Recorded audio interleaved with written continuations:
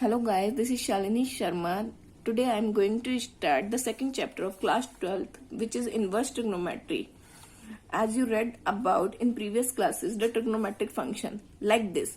If x is equal to sine theta, the value of theta is equal to 0 degree, 5 pi by 3 and pi by 4 etc.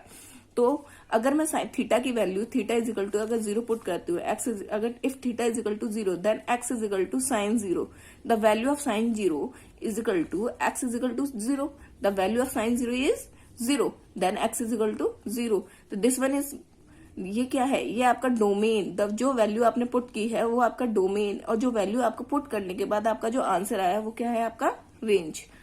Similarly if theta is equal to pi by three तो x is equal to sine pi by three function में put कर दिया x is equal to sine pi by three sine pi by the value of sine pi by three is root three by two it means this one is domain मतलब theta की जो value आपने put की जो आपने value put की वो आपका डोमेन और जो आउटपुट आया इनपुट करने के बाद जो आपका आउटपुट आता है तो वो क्या होता है आपका रेंज होता है।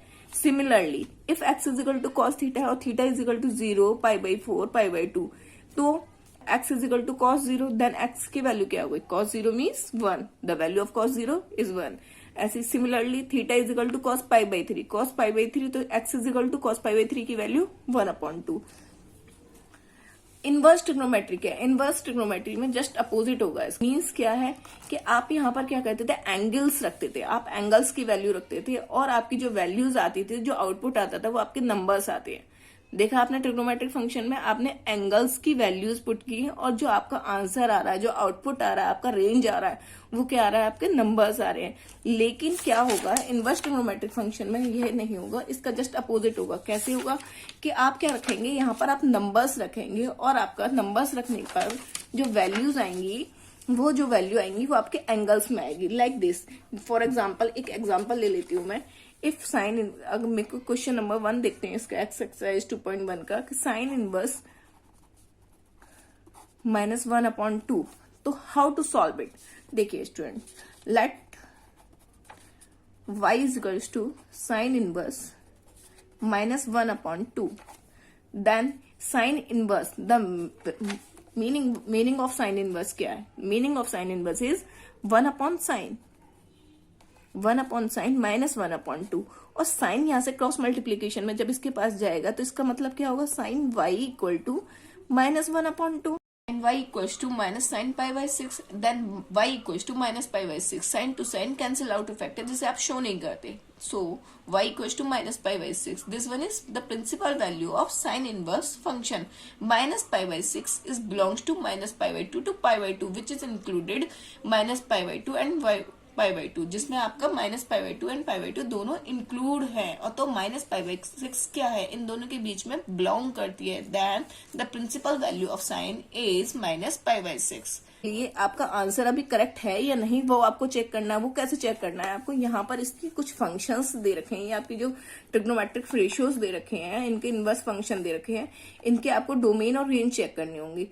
कैसे जो साइन इनवर्स होता है उसकी जो डोमेन होती है उसकी डोमेन मीन्स -1 to 1 इस ब्रैकेट का मतलब है इस टाइप का जो ब्रैकेट होगा आपका इस ब्रैकेट का मतलब है आपका close interval means -1 and 1 also included मतलब इन बिटवीन नंबर इसके बीच के नंबर जो है वो भी है और -1 और 1 भी इंक्लूड है।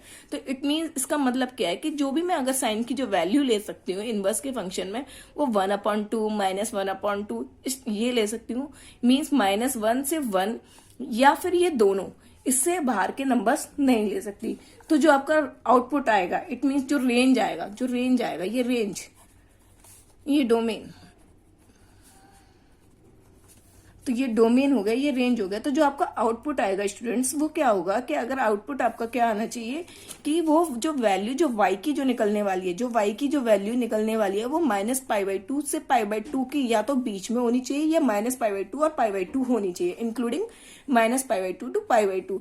ये आपको किससे पता चलता है ये आपको इस ब्रैकेट से पता चलता है। इसका मतलब है इंक्लूडिंग क्लोज इंटरवल जो आपने क्लास 11th में पढ़ा क्लोज इंटरवल -π/2 से π/2 ये भी वैल्यू इनके या तो इसके बीच में होनी चाहिए। साइन इनवर्स की जो आपने साइन का जो फंक्शन सॉल्व किया उसमें जो y की वैल्यू आपकी जो निकल कर आ रही है या तो वो इनके बीच में होनी चाहिए या फिर ये दोनों होनी चाहिए। और कॉस टू कॉस आपका कैंसिल आउट इफेक्ट हो गया, जिसमें y इक्वल टू क्या, जो कि आप शो नहीं करते हैं, तो y इक्वल टू क्या हुआ, π/6। आपका आंसर यहीं फिनिश नहीं हुआ, आपको इसकी रेंज शो करनी होगी। π/6 दिस इज इसमें जो इसकी रेंज है उसमें बिलोंग करता है या नहीं, वो आपको चेक करना पड़ेगा।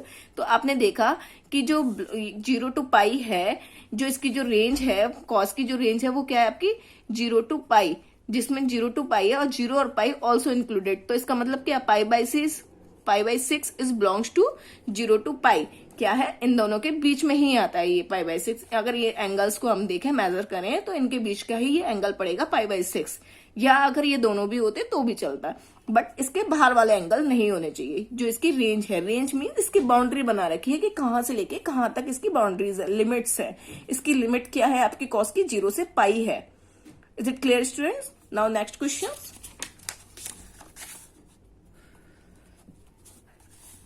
cosec inverse 2।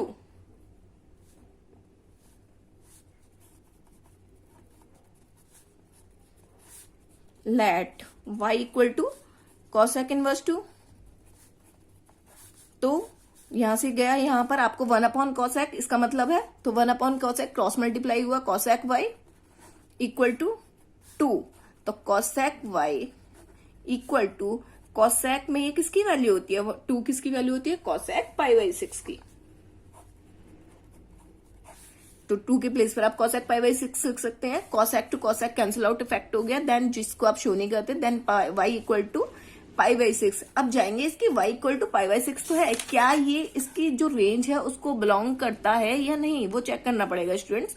तो क्या है, इसकी जो रेंज है वो क्या है, -π/2 से π/2 इंक्लूडेड, बट क्या नहीं होनी चाहिए, 0 नहीं होनी चाहिए। तो ये जो रेंज है इसको बिलोंग करती है, π/6 is belongs to -π/2 to π/2, except 0 है ना, तो 0 एक्सेप्ट हो गया, मतलब 0 तो आपका वैसे भी नहीं आ रहा है यहाँ पर, तो π/6, this one is correct answer, this one is principal value of cosec।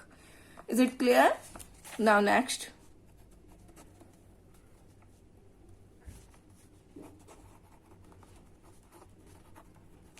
tan inverse -√3।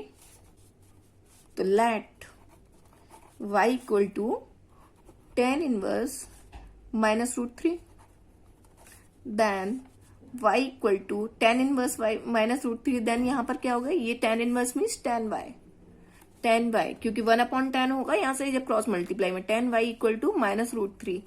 तो tan y equal to, minus आपने बाहर छोड़ा, √3 tan में किसकी वैल्यू होती है, tan π/3 की।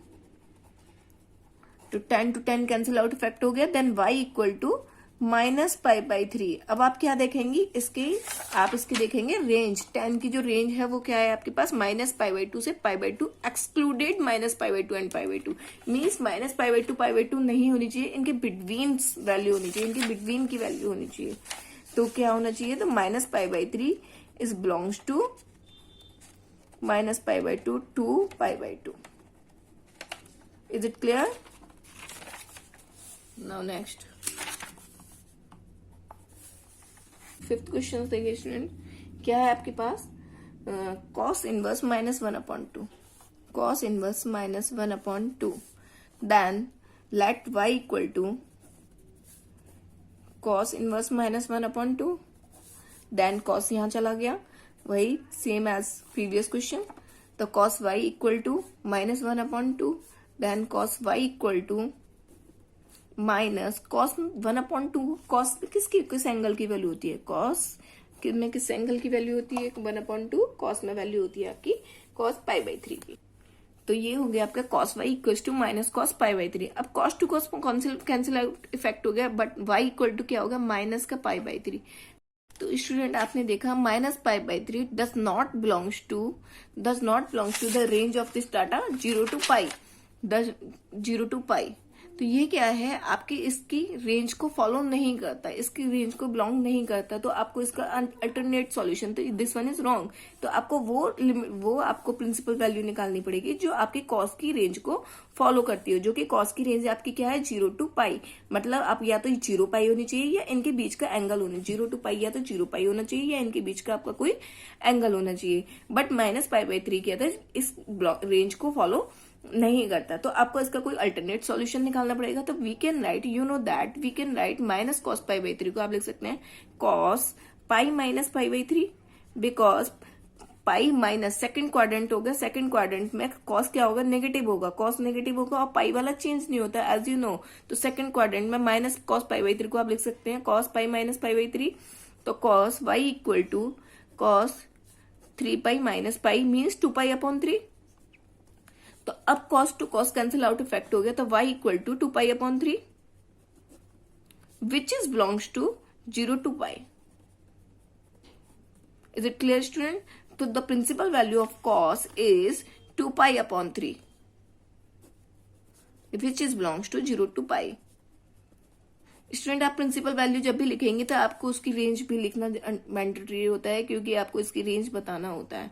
क्योंकि आपने अगर आप इसकी रेंज नहीं बताएंगे तो आंसर आपको माइनस पाई बाई 3 भी आपके, ऐसे तो आपका माइनस पाई बाई 3 भी आंसर हो रहा था, बट माइनस पाई बाई 3 क्यों रॉन्ग हुआ? बस माइनस पाई बाई 3 बस इसीलिए रॉन्ग हुआ, इसीलिए गलत हुआ क्योंकि ये इसकी रेंज को बिलोंग नहीं करता, इसकी रेंज के अंदर नहीं आता। तो इसकी रेंज के, तो उसके लिए आपने अल्टरनेट सॉल्यूशन निकाला, और अल्टरनेट सॉल्यूशन भी हमें पता है कि आपके कॉस माइनस कॉस थीटा क्या होता है, कि अगर आप माइनस कॉस थीटा किसके इक्वल हो सकता है, पाई माइनस थीटा के इक्वल हो सकता है। तो कॉस पाई माइनस थीटा के इक्वल होगा cos pi minus pi upon 3 cos 2 pi by 3। So student, if you like my video, then like, share and subscribe my video.